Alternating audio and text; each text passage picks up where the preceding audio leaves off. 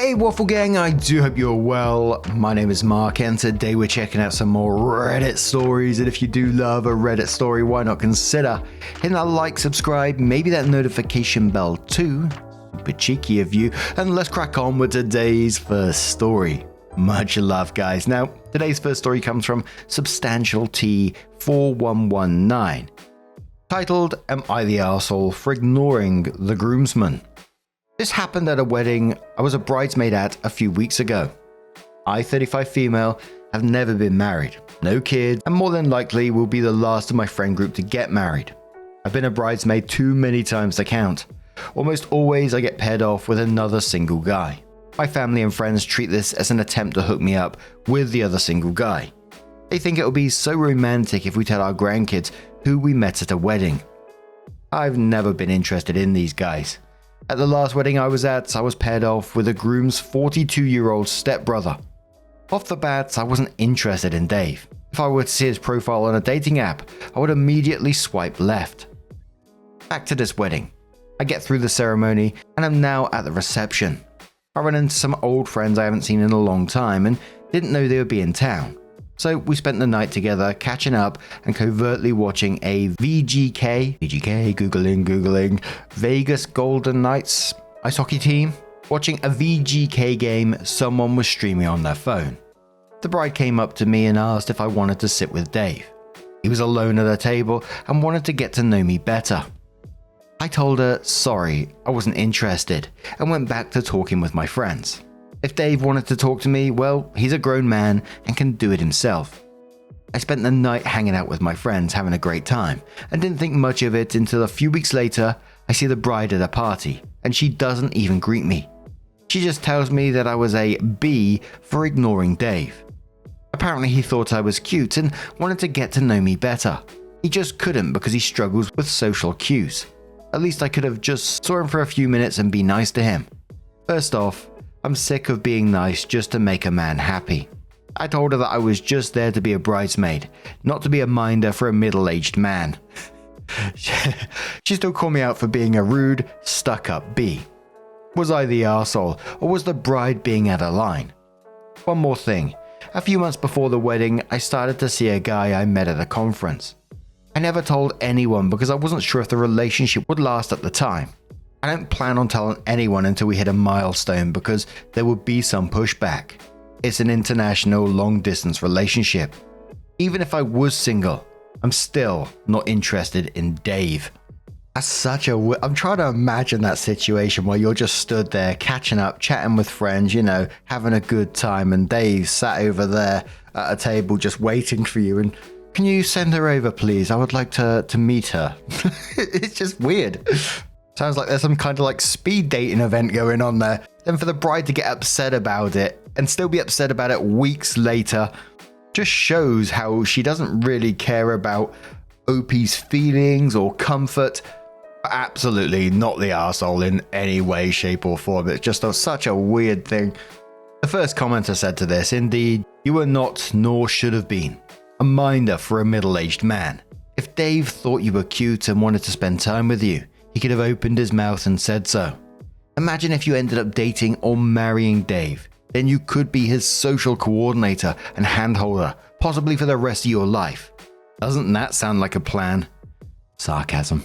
If you've been told being a date with Dave was the bride's expectation of you as a member of the bridal party, you could have saved yourself money and time and excused yourself from the whole event. Not the arsehole. Opie replies saying, if I had known I would have to babysit an underemployed 42-year-old man who is twice my size, I would have dropped out of bridesmaid detail and then retired from the position. The bad agent says not the arsehole, but the bride certainly is. You're not an escort meant to keep him company. Tell the bride to hire him one if she's so invested in him having company. Another user says, not the arsehole, there's nothing inherently wrong with introducing two single people who might hit it off. But let it go if they're not interested. This is so weird. Your friend needs to chill and back off. That being said, some of the things you're saying about him on here are kind of mean. You didn't have to be interested, but you didn't have to be cruel either. I hope you didn't say these things to his face. That would definitely make you the arsehole. The Veggie Whisperer says in quotes, apparently he thought I was cute and wanted to get to know me better. He just couldn't because he struggles with social cues. And then says, the age-old trope. Because you're single and 35, you must want any man on earth. And anyone who tries to set you up is doing you the world's biggest favor. The entitled bride is treating your time like some kind of charity project for the benefit of an adult man who clearly hasn't grown up. You are not the asshole on any level. You had a great evening with your friends, and you didn't want to be set up with rando number 50 just because you two happened to be the last two fish in the fucking barrel. Unfortunately, a lot of people have no respect for single women, our time, or our energy. MD's theme park says not the arsehole. Your friend sounds obnoxious, and it sounds like bride promised you to Dave and was left in a bad spot. That's on them. You're under no obligation to like or even entertain advances from people just because you were single. You need to have a firm discussion with your friends about this behavior and ask them to stop. Thank them for caring about you, but assure them you're not in need of help dating and will ask if it's wanted.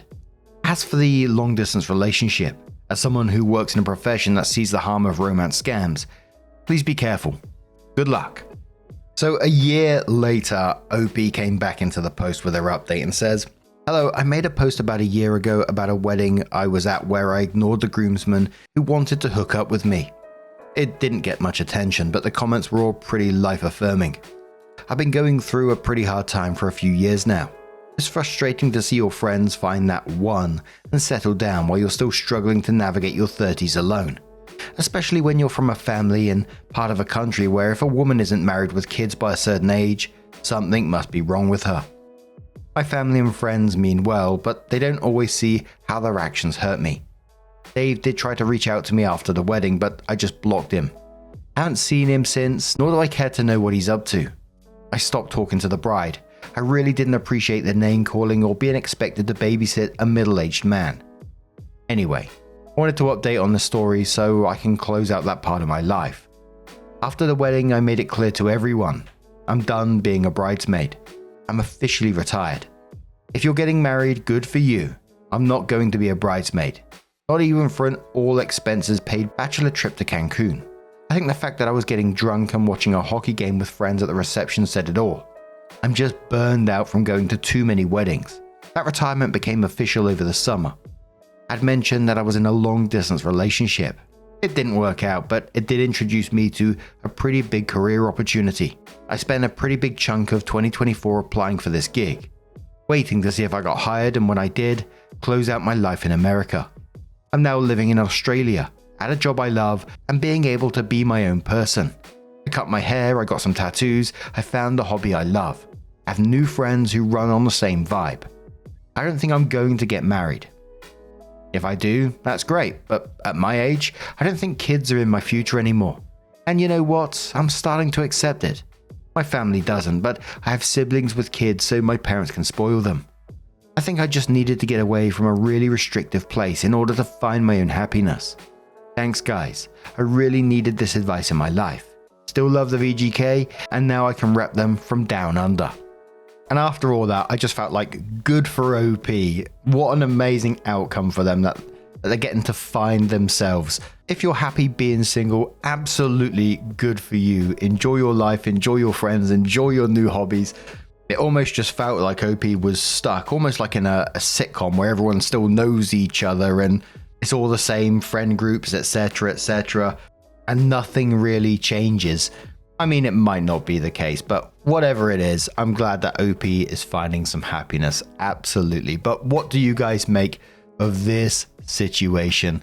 Let us know your thoughts down in the comments below, and let's move on to another story. Although I have to say, I was a little bit curious what Dave was going to say on the phone.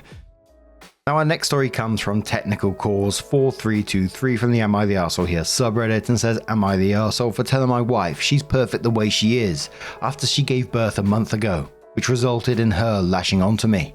Being married to my wife for 2 years. I'm 24 and she's 26. After she got pregnant, she always would find fault in every little thing she did or I did. Constantly complains about everything. It started during her second trimester and didn't stop but got worse. I always was by her side and comfort her and she would calm down for our baby. But yesterday she had a breakdown. She was sobbing so much when I went to her and asked her what's wrong. She took her clothes off and screamed, "Look at me and look at my belly." I gave her a hug and told her that it's a bit different now, but certainly will get better. Just give it some time. I said I love her the way she is and our bodies change over time, but my love towards her never will fade because I love her for who she is, not her body. She screamed at me and said, "Why am I pitying her? Am I enjoying the way she is and her body is? Do I want an ugly wife?" I said, "You got it all wrong," and hugged her. She grabbed my collar and aggressively kissed me. I didn't like it, but I went with it for her. She said that I'm not allowed to sleep with her tonight. She loves me, but if I were to say something like this again, she'll punch me. I tried stopping her and explained myself, but she didn't listen to me and grabbed our baby and went to sleep. I didn't bother her by going to our bedroom despite wanting to see my baby for my wife's sake, but now I'm wondering if I said something wrong. I just wanted to comfort her, not insult her. I didn't mean to hurt her, but she took it as if I was making fun of her or putting up with her. So am I the arsehole? I don't even understand what I did wrong here. Secret Sister Sarah says not the arsehole. Sounds like she either has postpartum rage or postpartum psychosis. Either way, she needs psychiatric help now. She was violent towards you and her mood swings could pose a threat to you, herself, and the baby. Anxious Telephone says, is she seeing a psychiatrist and or psychologist right now? The hormone rollercoaster during and after pregnancy is wild and can truly cause some women to lose their minds and or wills to live. Postpartum psychosis and depression are debilitating. She sounds like she needs professional help, for her sake and for your baby's sake as well. Opie says no she isn't, but after the way she reacted I'm scared and don't really know how to bring it up to her. Anxious replies saying incredibly fair. She seems very volatile right now. That's something you could reach out to your family care doctor about and ask them for their advice on the matter. But I will urge you to do so. This is a matter of safety for everyone involved, including yourself. OP responded saying, I'm not really concerned about my safety. I'm more so concerned about my wife's and my baby's. My priority is always to take care and think of them first. I know my wife wouldn't harm our baby because she always talks and thinks about her. She wakes up in multiple times in the middle of the night to check up on our baby and spends most of her time with our baby to keep our baby close in her arms all day. She loves our baby to death. She probably loves our baby more than she loves me, and I'm so grateful. But you're right. I should talk to our family doctor, to talk to my wife, or even see a counselor as to how to bring the idea of seeking professional help to my wife, because now I think she's not well, and make sure she doesn't get worse. I'm now thinking of just taking a few weeks leave and care for her, and keep seeking options to get her help. Meds, therapy, or whatever it is. I'm so concerned after the way she acted. I know she loves me and I love her as well. Iola says the phrase loving someone to death, while in the majority of the time is hyperbole, comes from the fact that some people have killed someone because they love them so much. That because they couldn't trust anyone else with them. Or where there has been murder/suicide. It's not always a protective fact you seem to think it is. This doesn't mean your wife is suffering with psychosis, but it is a scary thing for both her and those who love her. Please seek help. So OP came in with her update and said I'm thankful for everyone's advice. It's the first time for me that my wife is reacting the way she is, and it's also the first time for her to give birth and see her body change so drastically. But when I was reading the comments, I saw so many people suggested that I should leave because my wife said she would punch me. I don't think it's a good idea for me to run away and leave my love and my baby behind to tend for themselves. Anyway, I'm focused on comments about helping her as soon as possible for her and our baby's sake. I don't know much about PPD or psychosis, but no matter, I'm willing to take a punch from her if it calms her down. Normally she wouldn't say that, and I don't think it's abuse. I think she's just suffering. After reading all the comments, I decided to call my mother-in-law. I explained to her everything and what my wife said. My mother-in-law said, why didn't tell her sooner? Why did I wait? I said, I'm sorry. She said, don't apologize. She's flying to us, but it will take her a while, so I should try my best to comfort her. Last time I tried to comfort her about her body, but this time I thought it would be best if I talked to her about our love and how much we love our baby. I went to her and she was playing with our baby, and when she saw me, she asked me, what do I want? I said, can we hug each other for a while? She said yes. We both hugged each other and held our baby together. I expressed my love to her. I told her how much I love her, and she and our baby are most important for me, my priority. She and our baby is my everything. And I said I'm sorry, and I want to be in her and our baby's life till I die and do everything I can for them. Her and our baby's health and well-being is what I think about all the time. My wife started crying, and I just didn't say anything, just hugged me and cried. But after I told her that she should put our baby to sleep first, she calmed down. After our baby fell asleep, I comforted her more. She didn't say anything at all and just kept crying and hugging me on the couch. I kept telling her that I love her and will always do, and no matter what, I will always be by her side to help her, and I know she loves me. She was silent, but I was kissing her forehead and face, and eventually she fell asleep and still sleeping by my side. I text my mother-in-law about everything and will do if there's a drastic change in my wife's behavior. I told her that she shouldn't tell my wife that I talked to her, and I'm texting because I don't want my wife to wake up and know about it all. My mother-in-law said she knows what to do, but I should take care of her until she arrives. So yeah, that's all that's happened. I'm going to stay awake until my mother-in-law arrives and helps my wife if she needs help. Meanwhile, I will read more and educate myself. I'm happy that she's sleeping peacefully. Posting this once again for advice, I would appreciate it. I decided to not involve doctors yet until my mother-in-law arrives, and like others said, she will know what to do. The first commenter said to OP and quoted the part saying I decided to not involve doctors yet until my mother-in-law arrives, and like others said, she will know what to do, and then said, your whole post is good until this part. Absolutely get the doctors involved. You do not need to be relying on hopes and dreams to get your wife treatment. Please get her to talk to a professional. Mark Ann says, agree with this completely. As a nurse, I can tell you that postpartum depression and or psychosis is not something to muck about with. I hate to say this, but she needs to be evaluated. It's possible that she may recover in a week, but there is no way to know for sure with her behavior being this drastically changed. It is not worth the risk. Lee Savannah says, you're doing your best to support her, which is really important. Just remember, reaching out to a professional might help both you and your wife get through this challenging time even more effectively. You're not alone in this, and seeking help can make a big difference. Opie says, no. A professional therapist is a necessity at this point for both of us. Forget about me, it's necessary for her. But I thought it's better if I follow my mother-in-law's advice yesterday. Yesterday, my wife lashed out on me. Today, she said, do what I want. Calling a doctor is not a problem. It just takes a call and a bit of money, and I don't care about it.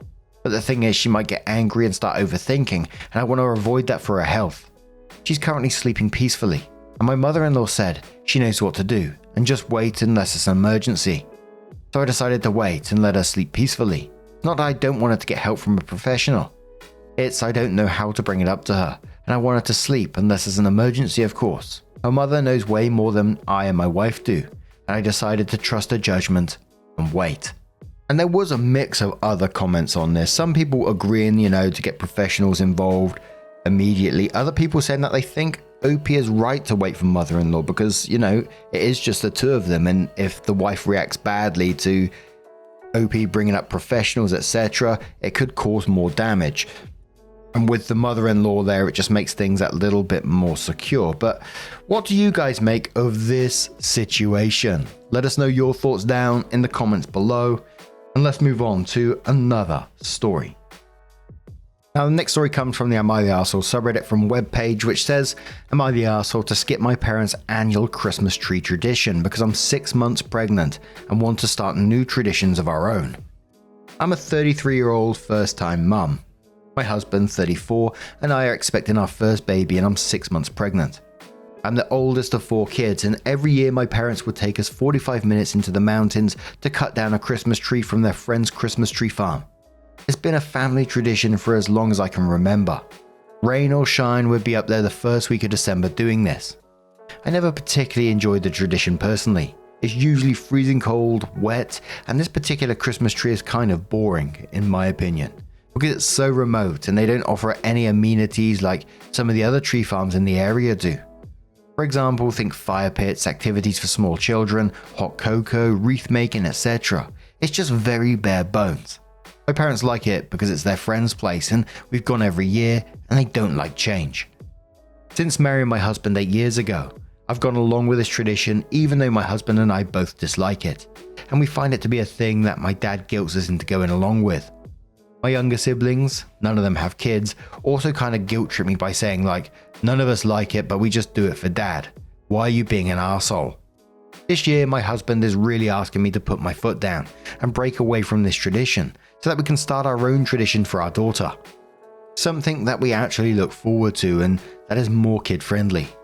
There are some lovely tree farms in our area, North California, that are very kid-friendly and that we'd like to check out. I offered to my parents, hey, how about we try this other tree farm because it has stuff for kids and fire pits and stuff, and I think that could be a fun change. And they said, no, our tradition is to go to Joey's place. My dad is sending texts like, come on, this is a tradition I cherish, and it's only an hour of your time, what's the big deal? My sisters are sending texts like, if you want to try another farm, then just do both. What's your problem? Just do it for dad. The thing is though, it's not an hour of my time. It's 45 minutes from our house to the farm, 45 minutes back, a couple of hours at the farm, and it's an experience my husband and I never particularly enjoy for a variety of reasons. We'd really like to scope out a more fun and kid-friendly place to bring our daughter to. My parents have always been loving parents who mean well, so have no real complaints about how they raised me, which is part of why this makes it so hard for me to say no to them. Am I the arsehole for declining to continue this family of origin Christmas tradition now that I'm having children of my own?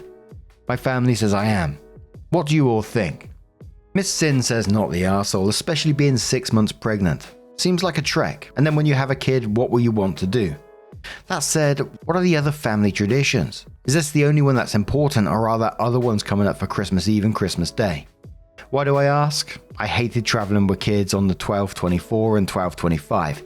So if I could give up actual Christmas Day drama by having a family day earlier to get a tree, good trade-off. My kids wanted us to stay home on Christmas Day and open gifts and play with gifts. Cool whoever wants to join us, but traveling with kids that day was not fun for any of us. So think about this day, other days, both families. What do you want to do and how do you include your families as appropriate? Go from there. Hope you replied saying this is great advice, to think about this for the future. I agree that hauling a baby or a kid around on Christmas Day would not be fun for us or them. Rick Russell says not the arsehole. OP, slow down, stop all this. You and your husband are your own family. If you prefer to do something different, don't negotiate, don't argue, don't justify, don't defend yourself, don't explain. Say, Hubs and I have decided to do something different this year. Have fun and send me the photos. By focusing on nitpicky details like amenities, distance, etc., you're basically saying, here are my reasons, now start arguing with me and tell me why my reasons suck. Stop doing that. It's exhausting. You don't need to justify yourself. Not this year, but thank you for asking is all you need to say.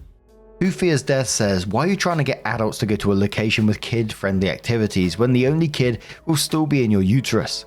If you don't want to go, don't. Quit trying to center yourself in the tradition because think of the kids when she's not even here yet. Firefly Browncoat says, you're the arsehole. I think you're being disingenuous framing this as wanting to start your own traditions when there's nothing stopping you from doing both. You just think it's boring and you don't feel like doing it anymore, which is understandable. But sometimes the red advice tends to be black and white. Don't do anything you don't feel like doing ever, not even for someone you love. Real life is more complicated and nuanced than that. And while it's true that it's within your rights to say no, ask yourself if skipping the tradition and not spending just a few hours with your family is worth making your dad sad over, something that clearly means so much to him. As someone who's lost a parent, one day you might look back on this and wish you chose differently. El Lade replied to that saying, I can't believe it took this long to find a you're the arsehole response, which you are. As you're about to find out, your dad has spent 33 years doing things for his children that were boring. Not what he wanted to do and not where he wanted to be. He's asking for one thing around Christmas that is important to him. Why doesn't it matter? It makes him happy. You could choose not to do this thing for him and maybe it would be justified, but as nothing in your post indicated that he was or is a bad parent, it would make you the arsehole. And another comment, because this one's got an everyone sucks here. I wanted the whole three, the big trio. Another one says, I have to go with everyone sucks here. You clearly aren't into this tradition and it's okay to push back to the point of not going if you really don't like it. Sounds frustrating that your family isn't listening to you. That said, it's a little disingenuous to say it's because you want to start a new Christmas tradition. I have 3 little kids, 2 separated parents and a pair of in-laws. We have traditions with each parts of our family plus traditions for just the 5 of us. It's not a zero-sum game and you can create new traditions while upholding the old. Don't be those parents that expect everyone to cater to your every need because you have a kid now. You don't even have one yet. Either suck it up for this mediocre tradition or bail. But don't make it about your unborn child. If you use the baby as leverage, it will only cause resentment down the road. And this is one of those ones that should be just like a simple answer, really, shouldn't it? But there's so many different answers on this one, what tradition means to people, how you get locked into certain things because of tradition, compromising for other family members, and, just being happy that families getting together and sharing love and etc. Other people saying, just do exactly what you want, it's your time. And that's kind of the way I felt initially when I read the post. I felt, well, it's your time, and everyone seems to be being a bit stubborn around this tradition, no movement at all. I'd much rather go to a tree farm where there's hot chocolate, maybe cake, some wreath making and all that other stuff. And I understand, though, the tradition probably means a lot to the father as well, getting the family together, etc., etc. So it makes it incredibly difficult. But I also know for myself, I would go to something that I didn't particularly enjoy just to spend time with my family at the same time. But I just find it not annoying, I can't think of the word right now, but I just find it just bugs me that there's just no movement. I know it's tradition, and I do love tradition, but it's one of the things that winds me up about tradition is that it's tradition, so there's no movement around anything, even if everyone dislikes it. I just sit back in my chair and it's like, isn't it just about family getting together, right? When I was young, I don't know, 10 years old, let's say, maybe even a little bit younger, one of my favorite things that I used to do with my dad around Christmas time that I considered tradition was going to deliver Christmas cards with him around our local area and then coming back and having a hot chocolate. But he would give me the cards and I would run off and post them in a letterbox, and we'd go to the next house, etc., etc. And he would time me to see how fast I could do them sometimes and all this kind of stuff. And it wasn't the fact that we were going out delivering cards in the cold, because it was fucking awful. But spending that time with my dad was just absolutely awesome. And it was just a simple thing. It was alone time with my dad. Then we'd come back and he'd make me a hot chocolate, and then we'd sit and watch TV together. I don't know. What do you guys make of this one? Have you got like your own family traditions that you maybe dislike but still attend? What would you do in this particular situation? Let us know your thoughts down in the comments below. Now, just a huge thank you for being here today, getting involved in these stories, your love, your support, your time. It always means the absolute world to me. So thank you so much. And hopefully I'll see you in the next one. Take care and much love.